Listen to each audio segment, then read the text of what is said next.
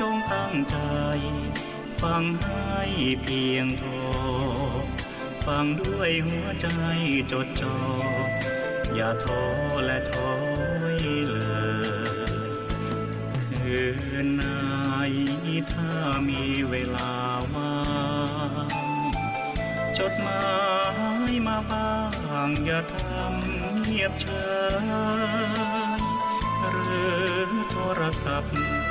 เข้ามาติชมเชยถามปัญหาเถิดเอ่ยจะเฉลยให้สุนทรฝากธรรมนี้มาช่วยย้ำเตือนอย่าลืมอย่าเลือนน้ำคำที่พร่ำสอนสังคมวุ่นวายสุดแสนอาวรณ์วันกลัวโลกจะรุ่มร้อนวันธรรมจะลับลอย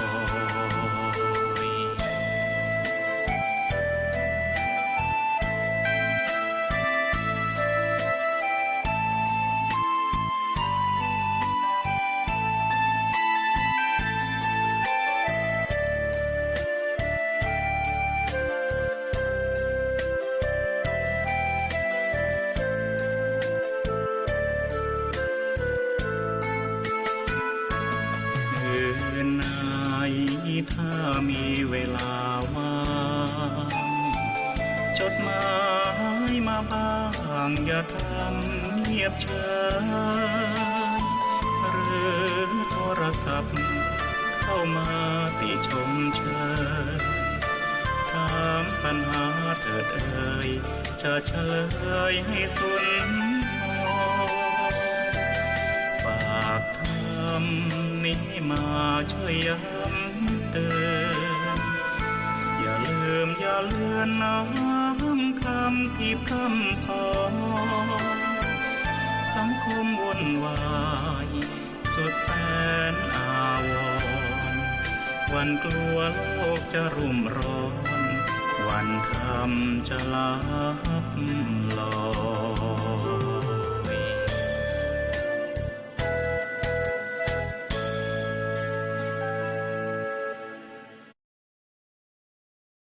เจริญสุข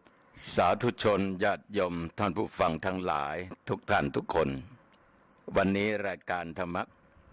ณทางสถานีวิทยุศูนย์การเผยแผ่ธรรมของวัดฝายหินอำเภอเมืองจังหวัดเชียงใหม่ในคลื่น 104.50 ธรรมภาพตุเจ้าวัดหนองตองหางดงจังหวัดเชียงใหม่มาพบกับญาติกับโยมให้ข้อคิดแก่ญาติแก่โยมเราไม่เห็นพระธรรมเราเลยไม่เห็นตถาคตเราไม่เห็นพุทธเจ้าเราก็เลยไม่เห็นพระธรรมก็ทำให้เราทำอะไรลงไปในทางที่ไม่ถูกในทางที่มันเป็นบาปคนบางคนเกิดมาในชาตินี้สติปัญญาไม่มีโยมความคิดความอ่านไม่ดีเป็นคนมือลอยบ้างเป็นคนที่เรียกว่าไม่สมประกอบด้วยสติด้วยมันสมองเรียนอะไรก็ไม่ทันเขาอันนี้เพราะเหตุว่ามันเป็นกรรมเก่าที่เราได้สร้างไว้ยมไม่เห็นธรรมะนะขาดสติได้เพราะยมมัวแต่ดื่มเหล้าอยู่ตลอดเวลามัวแต่เอาสิ่งเสพติดยาบ้ายาม้าฝิ่นกัญชาเฮโรอีนใบอะไรนั่นแหละที่ดื่มที่กินแล้วมันมัวเมามันมึนเมาคนเราถ้ามันเมานี่ยมทั้งหลายมันขาดสติตั้งอยู่ในความประมาทสามารถทำอะไรได้ทั้งนั้นเป็นข่าวกันอยู่ทุกวันลูกติดยาฆ่าพ่อได้ฆ่าแม่ได้ทำอะไรกับพ่อแม่ก็ได้บางคนติดยาติดเหล้าเอาผียานี่เข้ามาสิงสามารถทำอะไรได้ทั้งนั้นจะลักจะปล้นจะจี้จะฆ่าจะเป็นคดีข่มขืนอะไรก็ได้ทั้งนั้นขอโทษบางคนนี่อายุตั้ง70-80 ปีก็ยังถูกเขาข่มขืนคนยังมาข่มขืนอยู่มันไม่น่าจะเกิดขึ้นได้ลูกข่มขืนแม่ก็ยังมีในสังคมปัจจุบันพ่อข่มขืนลูกก็ยังมีในปัจจุบัน เพราะคนเรามันผิดศีลมันผิดธรรมไม่เห็นพระพุทธเจ้าไม่เห็นธรรมะของพุทธเจ้ามันทำอะไรลงไปโยมทั้งหลายบางคนเป็นสติฟั่นเฟือนนะเป็นอะไรจิปะทะที่เรามองกันอยู่เห็นกันอยู่ก็น่าสงสารนะโยมนะช่วยตัวเองก็ไม่ค่อยได้ก็เพราะว่าเป็นคนที่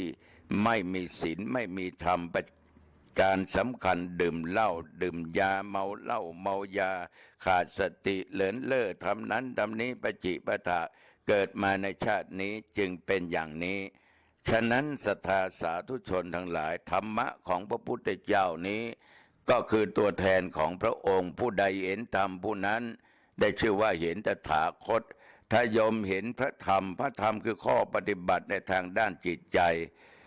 มันเป็นหลักสัจธรรมมันเป็นความจริงธรรมะสมมุติในเรื่องของสังขารพระพุทธองค์ได้ตรัสไว้ว่า3อย่างนี้เป็นสิ่งที่แน่นอนแล้วเป็นสิ่งที่ไม่แน่นอนเช่นว่าอนิจจังคือความไม่แน่นอนนิจจังคือความแน่นอนอนิจจังก็หมายความว่าคนเราเกิดมาก็ต้องแก่แล้วก็ต้องมีการเจ็บไข้ได้ป่วยในที่สุดก็ต้องตายนี่มันเป็นอนิจจังไม่เที่ยงแท้แน่นอนแต่มันเป็นนิจจังคือต้องเป็นอย่างนั้นแน่นอนต้องตายแน่นอนต้องเจ็บแน่นอนต้องเฒ่าแก่ชราแน่นอนเมื่อเกิดมานี่เป็นนิจจังมันแน่นะมันแน่และไม่แน่นอนโยมทั้งหลายนี่เป็นหลักสัจธรรมทุกขังเกิดมาทุกคนต้องทุกข์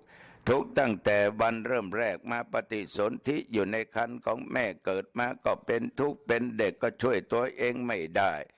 จะเด็กเล็กเด็กโตจะเป็นหนุ่มเป็นสาวบางคนอายุปูนนี้ยอมทั้งหลายก็ยังหนีทุกข์ไม่พ้นทุกข์กับสังขารอีกนะโยมทั้งหลายกลัวแก่นี่บางคนนี่ก็กลัวแก่ยอมทั้งหลายต้องหาของอื่นมาเสริมมาตกมาแต่งแต่ท่านทั้งหลายทุกอย่างนั้นมันฝืนได้ไม่นานไม่ช้าไม่นานมันก็กลับมาที่เก่าที่เดิมของมันนั่นแหละเพราะมันเป็นอนิจจังไม่เที่ยงแท้แน่นอนเกิดแล้วก็แก่แล้วมันเป็นนิจจังกูต้องแก่อย่างแน่นอนเนื้อหนังมังสังมันต้องเอี่ยวต้องย่นผมยังหัวมันต้องงอกคือเป็นสีขาวเขี้ยวในปากมันต้องหลุดลุ่ยออกไปโอ้โหการปวดเขี้ยวเจ็บเขี้ยวนี่อย่าบอกใครเชียวมันปวดนี่แม่ญาติโยมมันทรมานทรกรรมขนาดไหนญาติโยมก็คงจะรู้กันที่เคยเจ็บเขี้ยวปวดเขี้ยวมา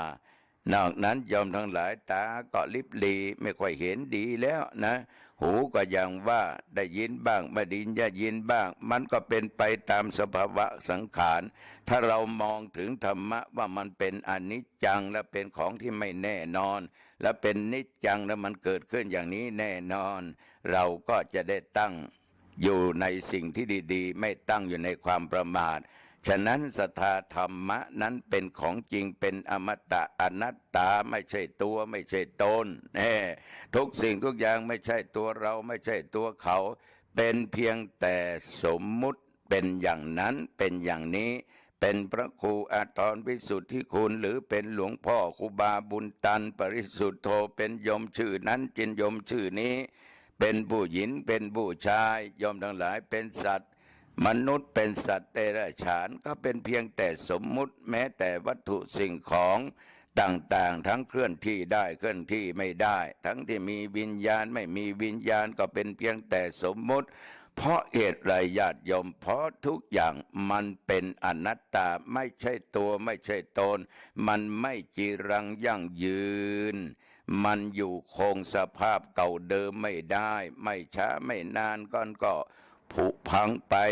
ไม่ช้าไม่นานก็จากกันไปนะโยมนะแม้แต่อาตมาและญาติโยมก็เช่นเดียวกันเราก็ต้องจากกันไปแต่จะนานเท่าไหร่นั้นเราก็ยังไม่สามารถที่จะรู้ละได้อยู่ที่บุญอยู่ที่กรรมของเราที่สร้างไว้อย่างนี้โยมทั้งหลายฝากไว้นะมันเป็นของที่เป็นจริงเราเห็นว่าอนิจจังทุกขังอนัตตาเราเห็นธรรมะก็แสดงว่าพระพุทธเจ้าอยู่ใกล้ชิดเรา พระพุทธเจ้าไม่ได้อยู่ไกลเราแต่บุคคลใดเห็นตถาคตบุคคลนั้นก็ชื่อว่าเห็นพระธรรมญาติโยมทั้งหลายพระพุทธเจ้าตรัสว่าพระองค์ทรงเคารพในพระธรรมเพราะพระธรรมนั้นเกิดมีก่อนพุทธเจ้าจะมาตรัสรู้แต่ว่าไม่มีใครนั้นรู้ไม่มีใครสามารถค้นพบได้มีแต่พระสมณโคดมเท่านั้นในพรรษาอายุ35 ปีของสมณโคดมได้ต้นศรีมหาโพธิ์ได้ตรัสรู้ได้รู้ของที่เป็นจริงคือรู้ทุกข์รู้เหตุเกิดทุกข์รู้ทางดับทุกข์และรู้หนทางความดับทุกข์รู้ถึงขันธ์ห้ารูปเวทนาสัญญาสังขารและวิญญาณญาติโยมทั้งหลายรู้อย่างนี้จึงได้ตรัสรู้เป็นพระพุทธเจ้าฉะนั้นพระพุทธเจ้าทุกพระองค์นั้นทรงเคารพในพระธรรมที่ทรงตรัสรู้มาไม่ว่าจะเป็นพุทธเจ้าในอดีตพระองค์ไหนพระองค์ใดก็ตามก็เคารพในพระธรรมทั้งนั้นเพราะพระธรรมเกิดมีมาก่อนพระพุทธเจ้าโยมทั้งหลายแต่ว่าไม่มีใครที่จะรู้ได้นอกจากพระพุทธเจ้าที่ตรัสรู้ได้เท่านั้นเองแม้แต่ทุกพระองค์ที่มาตรัสรู้การข้างหน้าก็ดีก็ยังเคารพในพระธรรมทรงตรัสอีกว่าสัตตบุรุษย่อมเคารพในพระธรรมและปฏิบัติจนจิตใจแจ้งซึ่งพระธรรมนั้นจนเป็นสันทิฏฐิโกเมื่อแตกกายทำลายขันธ์ย่อมทั้งหลายคนที่รู้ถึงพระธรรมย่อมจะประพฤติปฏิบัติตามพระธรรมแล้วพระธรรมที่ปฏิบัติได้นั้นเมื่อเราตายทำลายขันธ์โยมทั้งหลายก็สามารถนำไปสู่สุคติโลกสวรรค์ได้เป็นเบื้องต้นศรัทธาสาธุชนเราก็พูดกันอยู่ตลอดเวลาว่าสวรรค์สวรรค์ในหลักสูตรก็มีว่าสวรรค์6 ชั้นจาตุมหาราชิกาตาวติงสายามาดุสิตนิมมาปรนิมสวรรค์6 ชั้นนี้ญาติโยมทั้งหลายถ้าญาติโยมอยากไปนะก็ให้เห็นตถาคตเห็นพระธรรมของตถาคตแล้วปฏิบัติตามพระธรรมตามศีลตามธรรมและญาติโยมก็จะได้ไปสู่สวรรค์นะไปสู่สวรรค์แต่ทีนี้อสัตตบุรุษ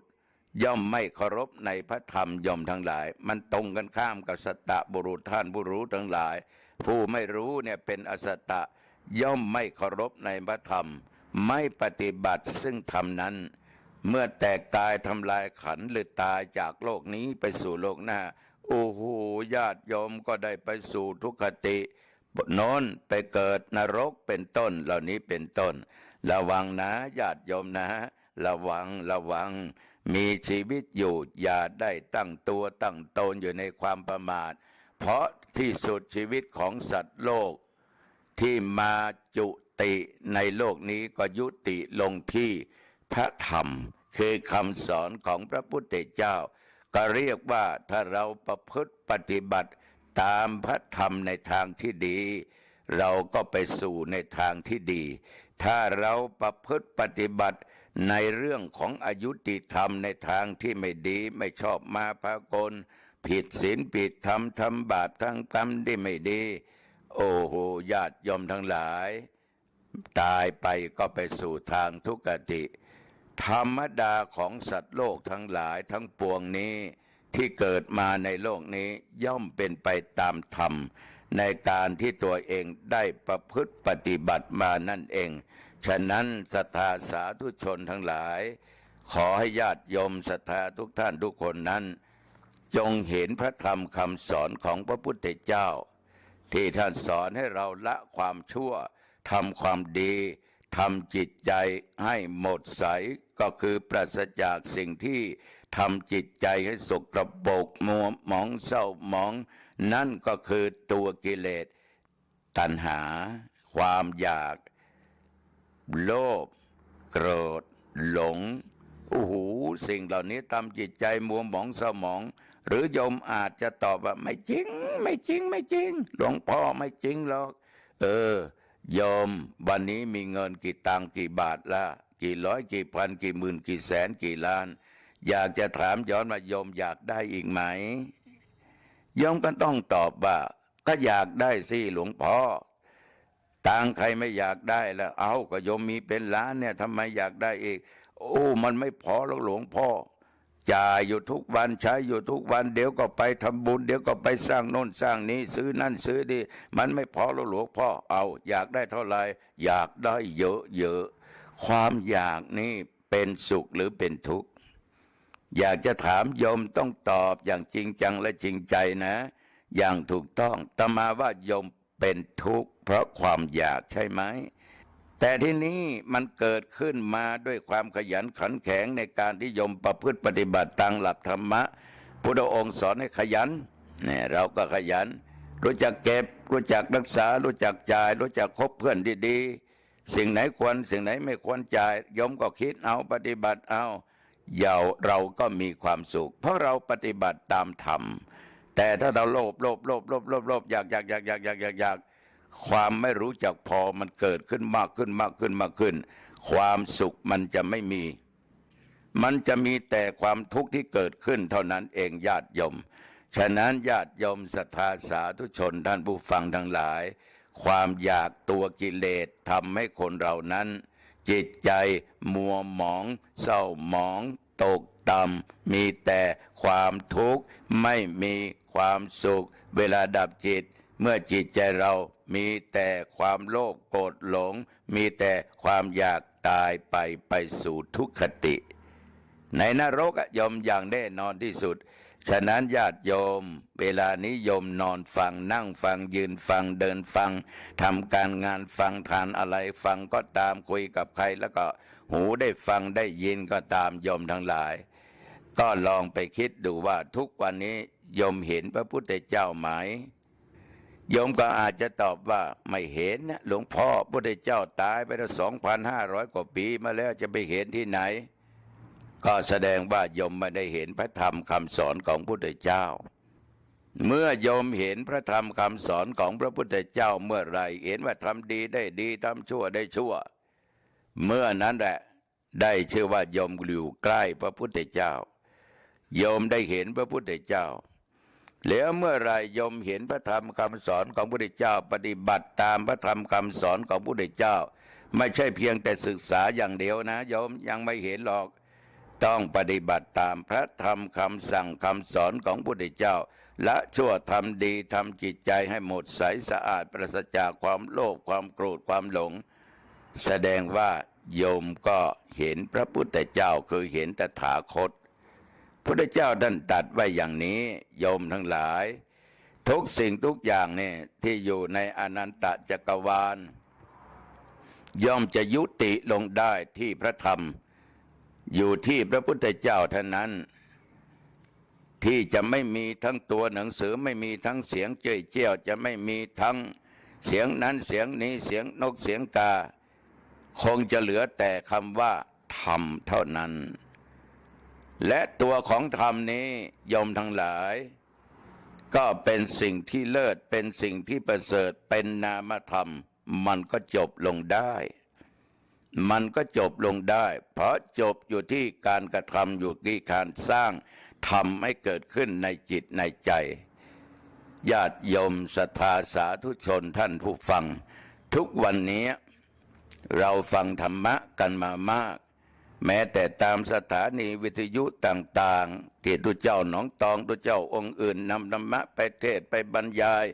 ญาติโยมล้วนแต่เป็นแฟนพันธุ์แท้ติดตามฟังรายการธรรมะบางท่านเข้าถึงธรรมก็เลยเห็นพระพุทธเจ้าบางท่านฟังไปแล้วยังไม่ถึงธรรมก็ไม่เห็นตถาคตก็ไม่เห็นพุทธเจ้ามีญาติโยมหลายท่านหลายคนเคยไปพูดให้ฟังที่วัดหรือได้สนทนากันงานนั้นงานนี้ก็มักจะพูดเสมอว่าธรรมะฟังแล้วสนุกดีม่วนดีก็ถามว่าม่วนอย่างใดสนุกอย่างไรโยมพระพุทธเจ้ามันเทศเก่งฟังแล้วมีตลก มีอะไรดีๆหลายอย่างฟังแล้วได้หัวเราะโอ้ม่วนสนุกได้เป็นเพียงแต่หัวเราะอย่างเดียวแต่ว่าขาดสติขาดปัญญาโยมทั้งหลายถ้าฟังอย่างนี้เอาแต่ม้วนแต่หัวเราะอย่างเดียวสนุกสนานอย่างเดียว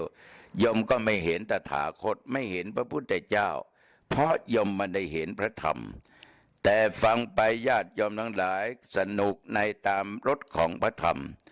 แล้วก็นำพระธรรมไปคิดไปพิจารณาเอาเหตุเอาผลเอาสิ่งที่ดีมีเหตุมีผลไปปฏิบัติตามแล้วอานิสงส์เกิดจากการปฏิบัติได้เกิดผลขึ้นให้แก่โยมได้มาพูดถึงผลที่นำปฏิบัติ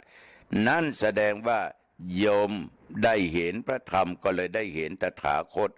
คือพระธรรมคำสอนของพระพุทธเจ้าบางคนฟังธรรมะของพระพุทธเจ้ามาโอ้โหหลายสิบปีโยมทั้งหลายบอกว่าฟังไปก็อย่างนั้นแหละไม่เห็นได้อะไรไม่เกิดอะไรขึ้นสักทีคนบางคนนี่ฟังบ้างไม่ฟังบ้างหรือบางคนมัวแต่ทำบาปฆ่าสัตว์ตัดชีวิตไม่เห็นมาฟังเทศฟังธรรมปฏิบัติธรรมไม่รักษาศีลมัวแต่ฆ่าสัตว์ฆ่าไก่ฆ่าเป็ดขายทุกวันฆ่าหมูขายทุกวันงัวควายขายทุกวันโอ้มันยังถูกลอตเตอรี่ได้รางวัลที่หนึ่งเนี่ยทำไมมันร่ำมันรวยเนี่ยอย่างนี้แสดงว่าโยมเห็นนรกไม่ได้เห็นพระพุทธเจ้าไม่ได้เห็นธรรมะของพระพุทธเจ้าเพราะโยมขาดสติขาดปัญญาไม่รู้จักแยกแยะเหตุและผลของการกระทำที่เขาทำบาปทำกรรมอยู่ชาตินี้แต่ทำไมเขายังร่ำรวยเพราะอดีตชาติเขาได้สร้างกรรมที่ดีๆไว้หลายภพหลายชาตินี้ลืมตัวขาดสติขาดปัญญาโอ้โหกูเกิดมากูร่ำรวยกูจะทำอะไรก็ได้ฆ่าสัตว์ก็ได้ทำอะไรก็ได้มันเป็นอาชีพไม่เห็นผิดอะไรกฎหมายก็ไม่ผิดฆ่าสัตว์ก็ถูกต้องตามกฎหมายไม่มีใครมาจับมายัดเข้าห้องขังหรอกเพราะทำถูกกฎหมายแต่มันผิดศีลผิดธรรมเบียดเบียนเบียดบังโยมอย่านึกว่าเกิดมาชาตินี้ทำอะไรก็ได้หรือชาตินี้บางครั้งปลายแห่งชีวิตกรรมที่เกิดจากการกระทำก็ให้ผลตายไปแล้วมันต้องมาโพธิโยมทั้งหลายได้รับอย่างแน่นอนอาจจะทุกข์กว่าชาตินี้โอ้โหหลายร้อยชาติก็ไม่รู้นะโยมนะฉะนั้นญาติโยมอย่าอิจฉาอย่าริษยาใครเลยอย่าเข้าใจพระธรรมคำสอนของพระพุทธเจ้าไปในทางที่ผิดเลยโยมจงเห็นธรรมนำธรรมปฏิบัติโยมจะเห็นพระพุทธเจ้าโยมอยากเห็นพระพุทธเจ้าก็ต้องเห็นพระธรรมคำสอนของพระพุทธเจ้าดังที่ธรรมาภาพได้กล่าวไอ้ญาติไอ้โยมทั้งหลายได้รู้ได้ฟังกันนะก็ขอฝากไว้เป็นคติเตือนใจกับญาติกับโยมมันจะต้องมีพละคือกำลังอันแข็งกล้าแข็งแรงมั่นคงนั่นคือต้องมีกำลังแห่งธรรมสาธุชนญาติโยมทั้งหลายมนุษย์ทุกวันนี้อาตมาถือว่าเป็นนักปฏิบัติธรรมเป็นนักปฏิบัติธรรมทุกคนคือการปฏิบัติธรรมนั้นไม่ได้หมายความว่าต้องไปนอนที่สำนักปฏิบัติธรรมวัดนั้นวัดนี้อย่างเดียวทุกวันนี้ยอมทำการทำงานก็เป็นนักปฏิบัติธรรมยอมทำการทำงานอะไรรู้จักหน้าที่ของตัวเองไม่ปล่อยปะละเลยหน้าที่ไม่ทิ้งหน้าที่มีความรับผิดชอบต่อหน้าที่ต่อการต่องานของตัวเองนั่นก็คือยอมปฏิบัติธรรมอาตมาภาพนำธรรมะมาเผยแผ่มาเทศนาให้แก่ญาติแก่โยมนั่นคือการปฏิบัติธรรมยอมทำการทำงานด้วยความขยันขันแข็งมีความมุมานะบากบั่นภาคเพียรตั้งอยู่ในความสุจริตธรรมนั่นคือการปฏิบัติธรรมย่อมมีศีลห้าอยู่ในจิตในใจไม่ฆ่าไม่ลักไม่โลภไม่ประพฤติผิดในกามไม่มุสาไม่ด่าไม่เอาสิ่งเสพติดไม่ดื่มของมึนเมานั่นคือการปฏิบัติธรรม โยมไปทำงานที่นั่นที่นี่จะค้าขายก็ตามหน่วยงานราชการหรือห้างร้านก็ตามสถาบันใดก็ตามนั่นคือการปฏิบัติธรรมคือความขยันหมั่นเพียรเวลานี้ญาติโยมกลับจากที่งานมาที่วัดที่บ้านโยมก็ทำงานต่ออีกโยมก็ฟังเทศน์ฟังธรรมจากตุเจ้าวัดหนองตองอีกโอ้โหญาติโยมนี่คือการปฏิบัติธรรมเพราะโยมมีสติมีสมาธิมีขันติธรรมดึกแล้วนะแต่โยมยังอดทนอดกลั้นปล่อยใจของโยมว่างไปตามเสียงแห่งธรรมะฉะนั้นการปฏิบัติธรรมนั้นคือการอบรมเพิ่มพูนจิตใจของตัวเราเองให้มีกำลังมากขึ้นมากขึ้นมากจนที่เรียกว่าสามารถกำจัดธรรมที่ตรงกันข้ามที่เป็นปฏิปักษ์ต่อธรรมญาติโยมทั้งหลายธรรมเหล่านั้นก็เป็นฝ่ายตรงกันข้ามคืออธรรมคือสิ่งที่ไม่ดีสิ่งที่เป็นบาปสิ่งที่เป็นความชั่วช้าสิ่งที่เป็นของเสียสิ่งที่ทำไปแล้วทำให้เกิดจิตใจมัวหมองเศร้าหมองเรียกว่าทำให้จิตใจเป็นบาป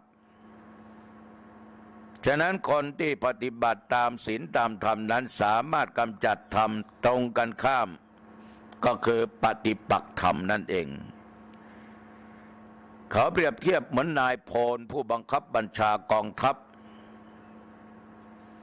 กองทัพต้องมีผู้บังคับบัญชามีหัวหน้าเมื่อมีความสามัคคีร่วมใจกัน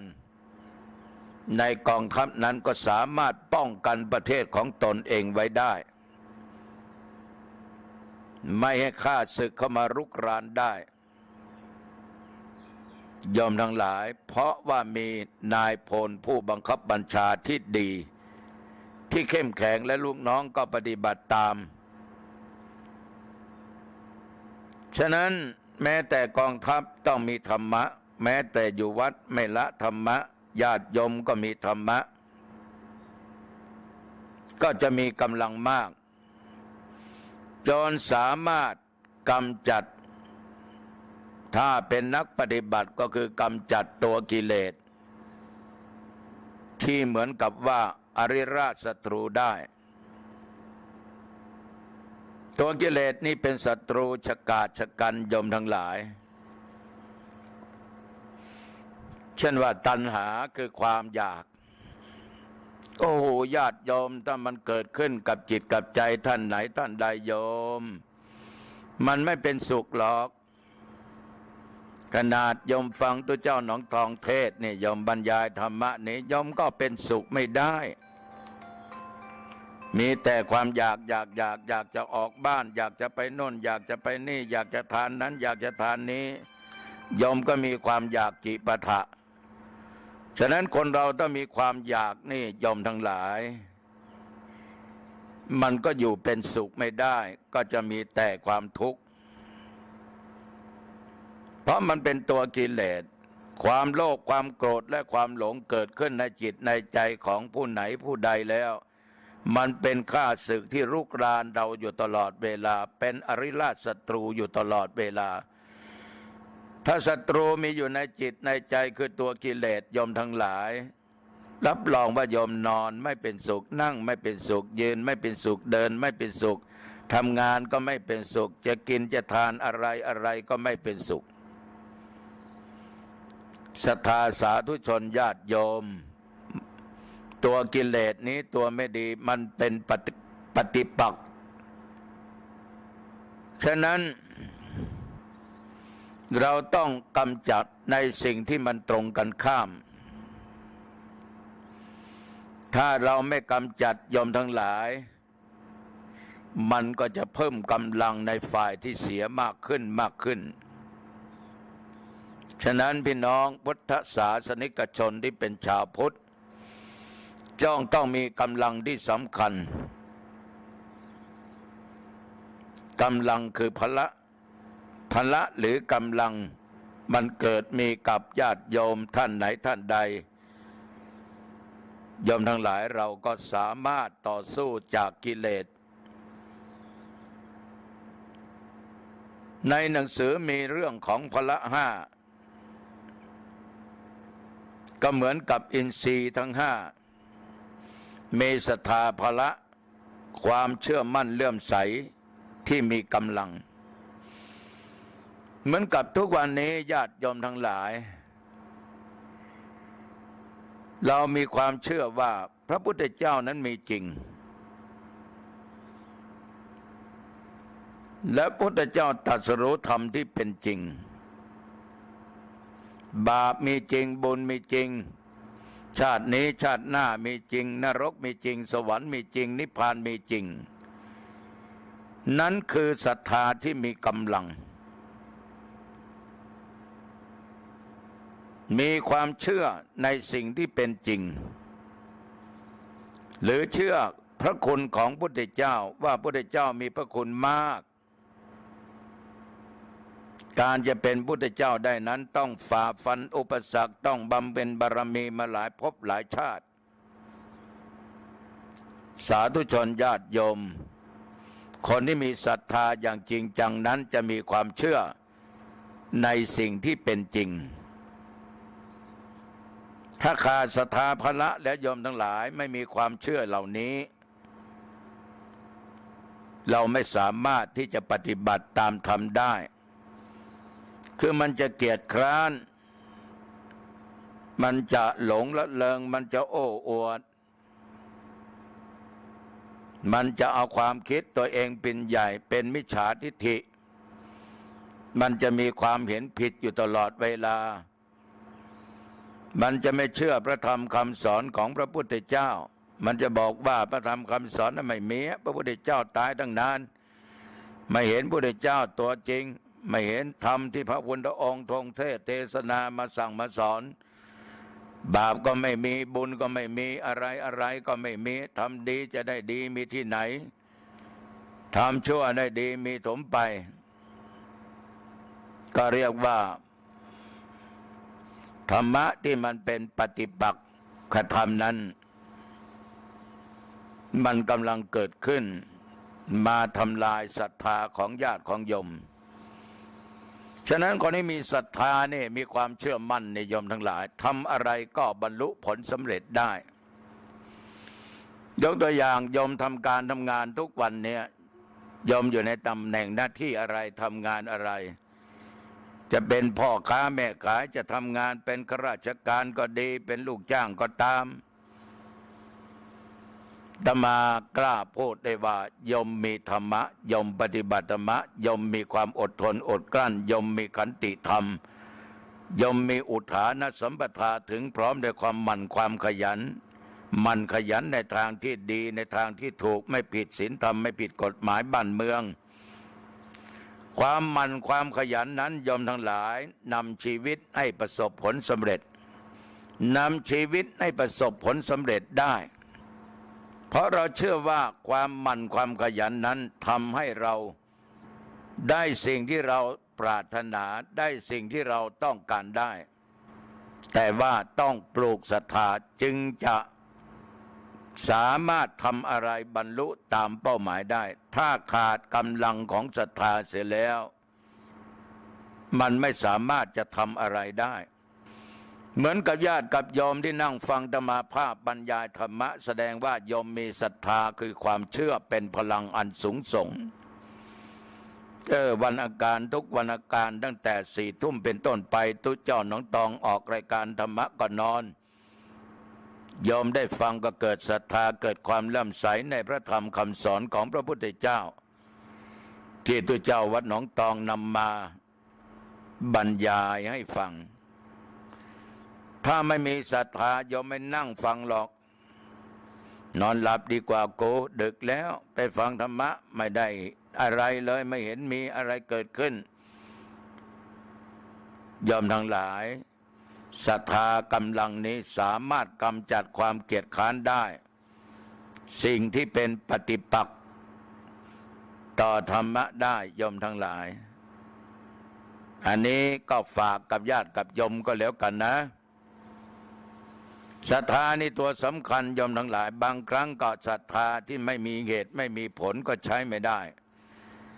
เหมือนอาตมาภาพเคยพูดให้ญาติให้โยมฟังศรัทธาฝนตั้งศรัทธาฝนตกศรัทธาห่อหมกศรัทธาตุ๊กแกศรัทธาแกงแคเกิดศรัทธาไม่แน่ศรัทธาศรัทธาเอาลูกไปไว้วัดกูก็เป็นศรัทธาศรัทธาสัตเทตุเจ้ามีงานเล่นลิเกกูก็เป็นศรัทธาด่ามึงไม่มีลิเกไม่มีดนตรีกูจะไม่ทานกูจะไม่ทำบุญกูจะไม่ศรัทธาเนี่ยยอมทั้งหลายถ้าศรัทธาเหล่านี้ไม่ดีนะไม่ดีเป็นกำลังที่ไม่ดีศรัทธาฝนตั้งศรัทธาฝนตกยกฟังให้หน่อยศรัทธาฝนตั้งนี่คือพูด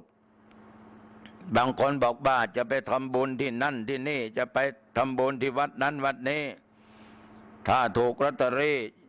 จะถวายพระป่ากฐินจะสร้างโบสถ์สร้างวิหารสร้างพระธาตุเจดีย์ขายที่ขายหนได้หลายล้านจะเป็นเจ้าภาพอันนั้นอันนี้เรียกว่าพูดออกไปแต่ทำจริงๆเหมือนกับฝนที่มันตั้งเขาว่าจะตก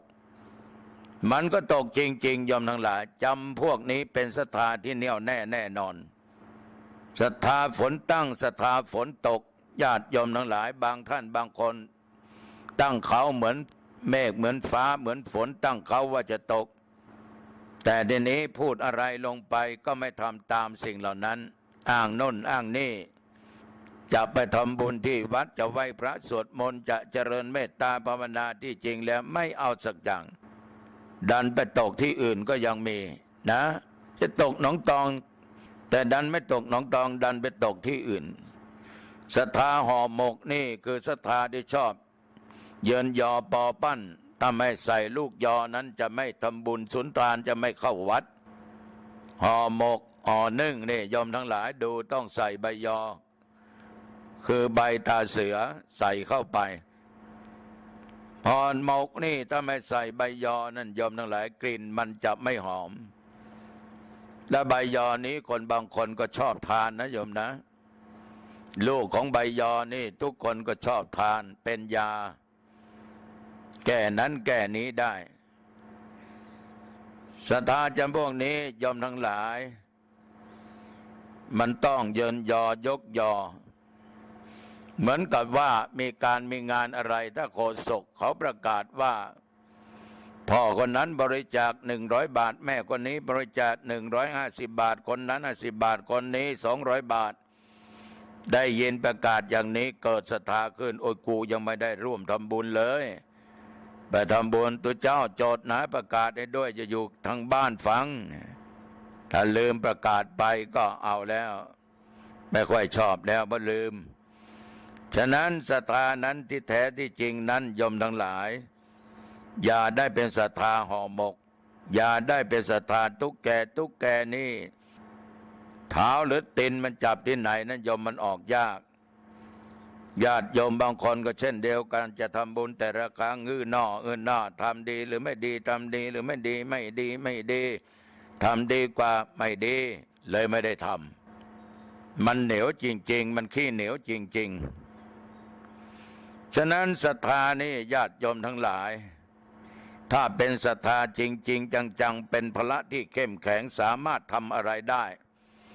เหมือนญาติโยมบางคนมีเงินมีทองมีข้าวมีของโอ้โหเป็นศรัทธาสร้างโน่นสร้างนี่เหมือนคุณแม่ที่ไปสร้างวัดอาตมาภาพนะโยมนะคุณแม่พันนีปัทมอดิสัยนั่นไปสร้างอาคารปริยัติธรรม9 ห้องเรียนนะโยมนะแล้วก็สร้างศาลาอเนกประสงค์บำเพ็ญบุญเหลือที่ประชุมสงฆ์สร้างหอฉันให้อีก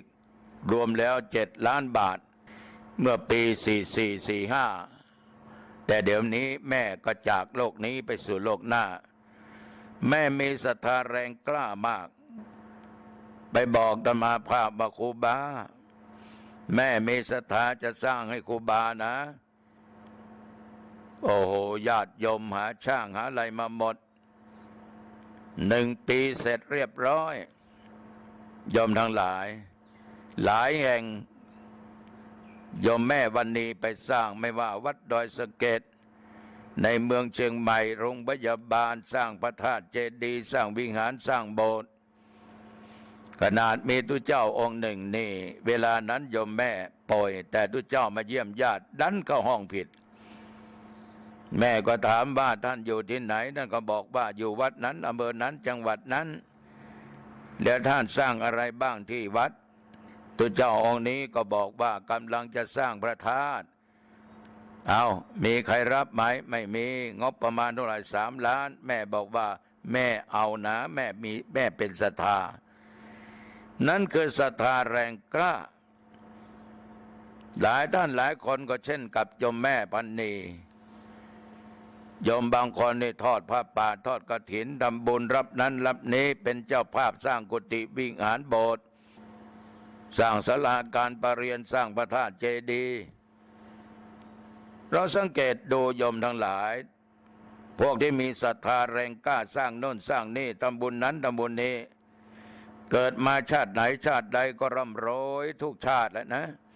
ไม่ทุกข์ไม่ยากไม่อับไม่จนเพราะท่านมีพละคือกำลังในการทำบุญเพราะสิ่งที่ทำนั้นมันก็จะไม่หนีไปไหน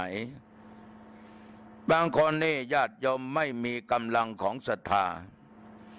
ใครทำก็มักจะว่าคนนั้นคนนี้ตัวเองก็ไม่ทำนะแต่ว่าให้คนอื่นทำไปทำไมบุญไม่เห็นได้เลยไม่เห็นได้อะไรขึ้นมาสักอย่างก็เรียกว่าไปขัดไปขวางศรัทธานี่โยมทั้งหลายจะอยู่ใกล้อยู่ไกลไปได้หมดเหมือนญาติโยมหลายท่านหลายคนอยู่ต่างอำเภอต่างจังหวัดได้ฟังเสียงธรรมะอาตมาภาพในทางYouTubeในรายการธรรมะก่อนนอนโอ้โหมาจากทางสิงห์บุรีมาจากกรุงเทพ2-3 คณะมาจากจังหวัดชลบุรีขอนแก่นมาจากจังหวัดเชียงรายพิษณุโลกสุโขทัยลำปางเชียงใหม่ไม่ต้องพูดลำพูนไม่ต้องพูดมันก็ไปกันอยู่ตลอดนั่นคือศรัทธาคือความเชื่อที่ได้ฟังธรรมะจากอาตมาภาพนำมาเทศออกตามสถานีวิทยุต่างๆท่านฟังแล้วเกิดศรัทธาเกิดความเลื่อมใสอยากจะร่วมบุญร่วมกุศลเหมือน2-3 วันนี้ไปปาฐกถาธรรมโครงการธรรมสัญจรหมู่บ้านรักษาศีล 5ของทางองค์การหารส่วนตำบลสันกลางอำเภอสันป่าตองเชียงใหม่ที่วัดพระบาททุ่งอ้อยังไม่ทันเทศโยมถวายสังฆทานให้กับปัจจัยว่าหลวงพ่อฉันขอร่วมทำบุญนะอนุโมทนาแสดงมุทิตาจิตต่อหลวงพ่อที่มีอายุได้71 ปีโอ้โหญาติโยมทั้งหลายนั่นคือเกิดจากศรัทธาคนเราจะเสียสละอะไรได้นั้นโยมทั้งหลายมันต้องมีศรัทธาอย่างจริงจังและจริงใจบางคนรู้ข่าวไฟไหม้น้ำท่วมที่ไหนเกิดภัยพิบัติที่ไหนโอ้โหเอาของไปบริจาคนั่นศรัทธาที่มีกำลังอันแรงกล้ายิ่งคนศึกษาธรรมปฏิบัติธรรมต้องมีพละคือกำลังจากศรัทธาถ้าไม่มีศรัทธาการปฏิบัตินั้นไปไม่รอดไม่ตลอดรอดฝั่งเราจะสังเกตได้ว่าคนบางคนโยมบางท่านเพื่อนฝูงชักนำเชิญชวนไปปฏิบัติในสำนักปฏิบัติธรรมไปปฏิบัตินะ7 วันไปก็ไปให้เพื่อนมันเสาสีมันก็เลยจำเป็นต้องไปแล้วไม่ถึง7 วันได้วัน2 วันเบื่อหน่ายแล้วไม่เอาแล้วในการปฏิบัติศรัทธาถอยยอมทั้งหลายทุกคนที่ทำการทำงานไม่สำเร็จผลเพราะไม่มีแรงของศรัทธาที่เป็นพละเราจะมองเห็นถึงพระพุทธเจ้าของพวกเรานี่เกิดมาเป็นลูกกษัตริย์ออกบวชก็เป็นพระ 6 พรรษานั้นโยมทั้งหลายต้องมีศรัทธาในการตั้งอยู่ในธรรมะอดทนอดกลั้นปฏิบัติแสวงอโมฆะธรรมจนมีอายุได้35 พรรษาได้ตรัสรู้สิ่งที่เป็นจริงเห็นจริงของจริงได้เป็นพระพุทธเจ้าโดยแรงศรัทธาของพระองค์ได้บำเพ็ญมาหลายภพหลายชาติญาติโยมทั้งหลายอาตมาภาพนั่งบรรยายธรรมะให้ญาติโยมฟังนี้เวลานี้เป็นเวลากลางวัน อยู่ในห้องยอมจะได้ยินเสียงโทรศัพท์เมื่อกี้นี้แต่อาตมาก็กดแล้วก็ปิดไม่รับเพราะว่าศรัทธาอาตมามีอยู่ที่การเผยแผ่ธรรมดังช่างมันเพราะ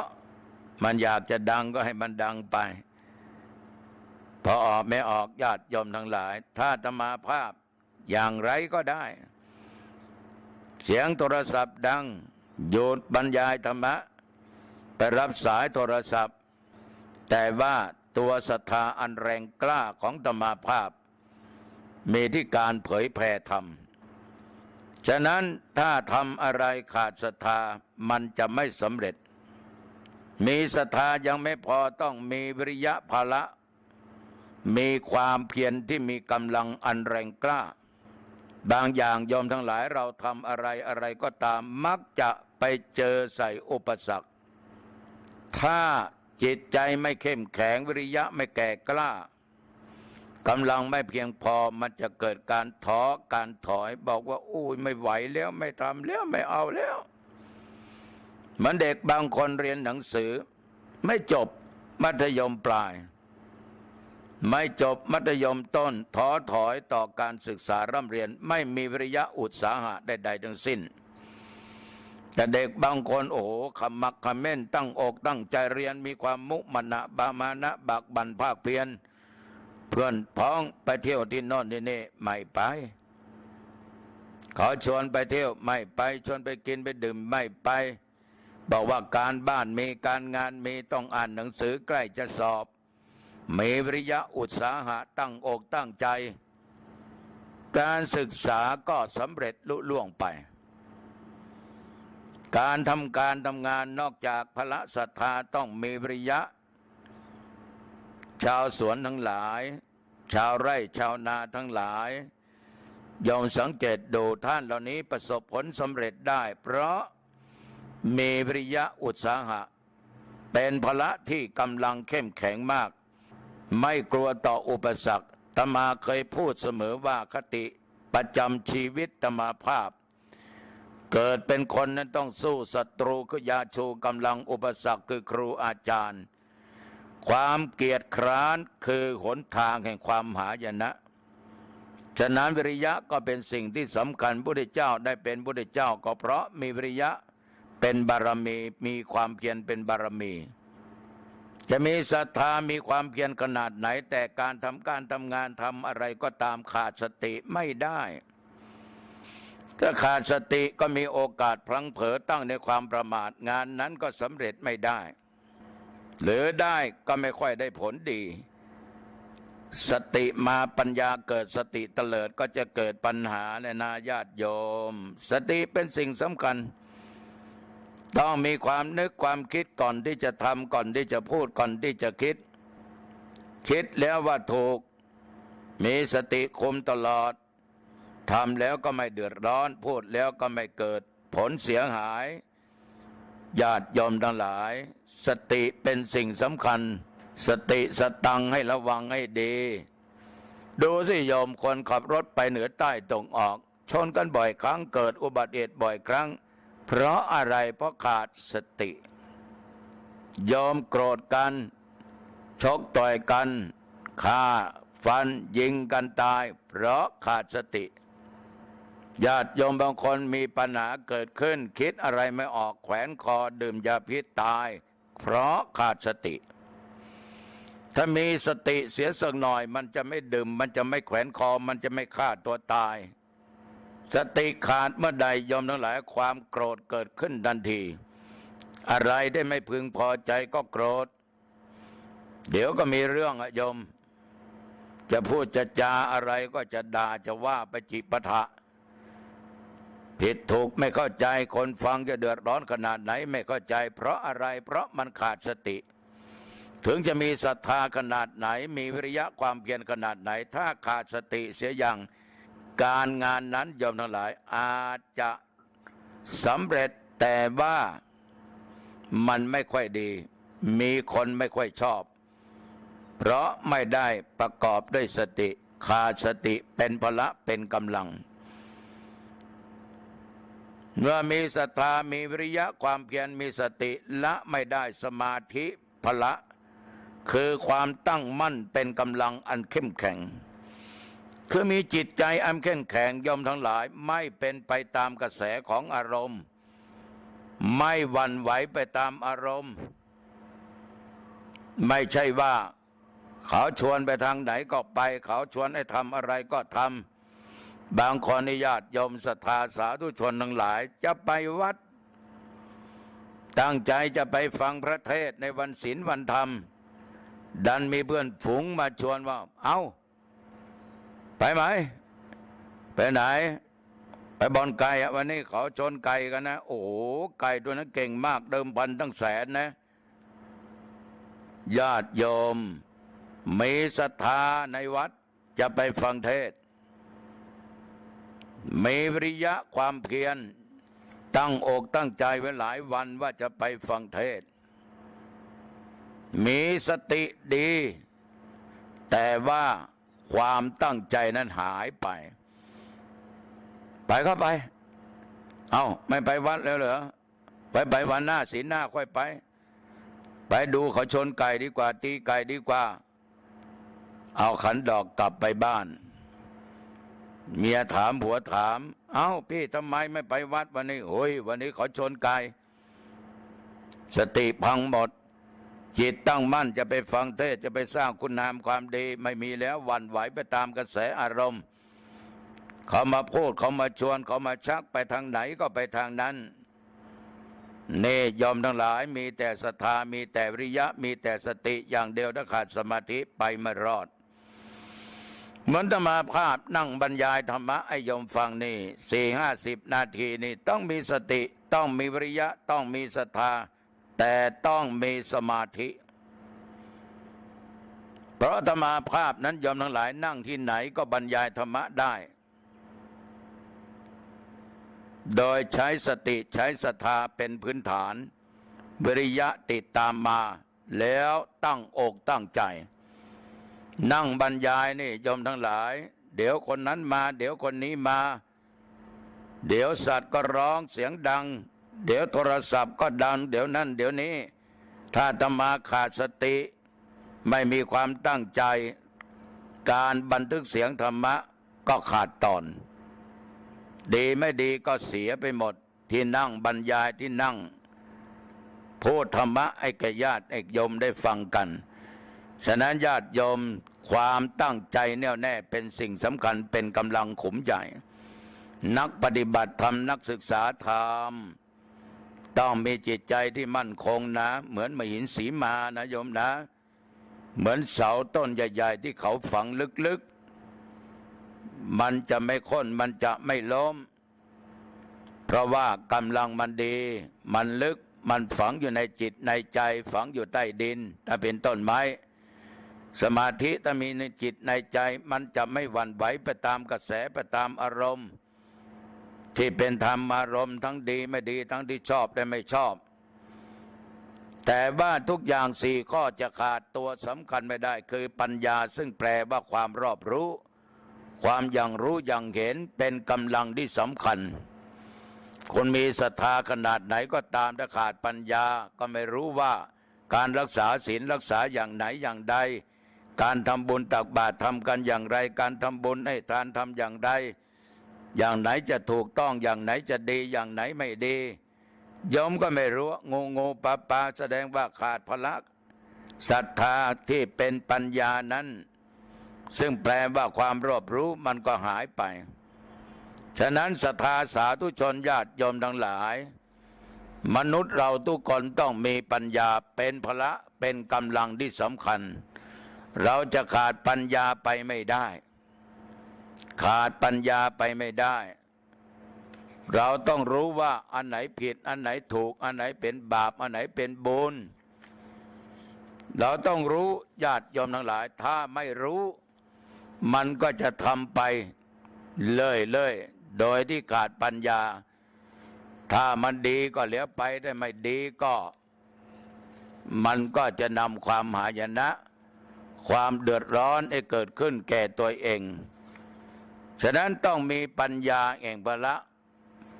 เป็นขุมที่สำคัญศรัทธาสาธุชนญาติโยมท่านผู้ฟังทั้งหลายทำไมอาตมาภาพจึงบอกว่าตัวปัญญานั้นเป็นสิ่งสำคัญ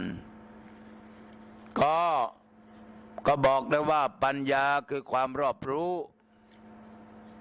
ปัญญานะโยมทั้งหลายมีกำลังปกติแล้วเราก็มักคิดว่าปัญญาหมายถึงการศึกษาเล่าเรียนในโรงเรียนซึ่งเป็นการศึกษาทางโลกแม้การศึกษาเล่าเรียนพระปริยัติธรรมโดยรวมถึงอาการพิจารณาไตรตรองธรรมะต่างๆศึกษาธรรมะปัญญาเหล่านี้อยู่ในระดับสุตมยปัญญาเกิดจากการฟังเกิดจากการอ่านเกิดจากการอะไรก็ตามหรือจะเป็นจินตามยปัญญาเกิดจากการคิดเหมือนญาติโยมทั้งหลายฟังอาตมาภาพบรรยายธรรมะอันนี้เป็นสุตะฟังแล้วนำไปคิดพิจารณาอันนี้เป็นจินตามยปัญญาไม่จัดเป็นปัญญาที่มีกำลังเพราะไรโยมเพราะยังถูกครอบงำโดยธรรมที่ตรงกันข้ามคืออวิชชาความไม่รู้ความหลงไม่รู้จริงเนื่องจากในตอนนั้นบุคคลที่เรียนก็เข้าใจว่ามีตัวเราที่นั่งท่องหนังสือที่สาธยายธรรมที่ฟังธรรมหรือคิดพิจารณาตรึกตรองทำอยู่ปัญญานิยมที่จัดเป็นปัญญาพละต้องเป็นปัญญาที่กำจัดอวิชชาหรือโมหะความหลงได้โดยเป็นปัญญาที่เกิดจากการอบรมจิตเท่านั้นสาธุชนในขณะที่ญาติโยมเจริญวิปัสสนา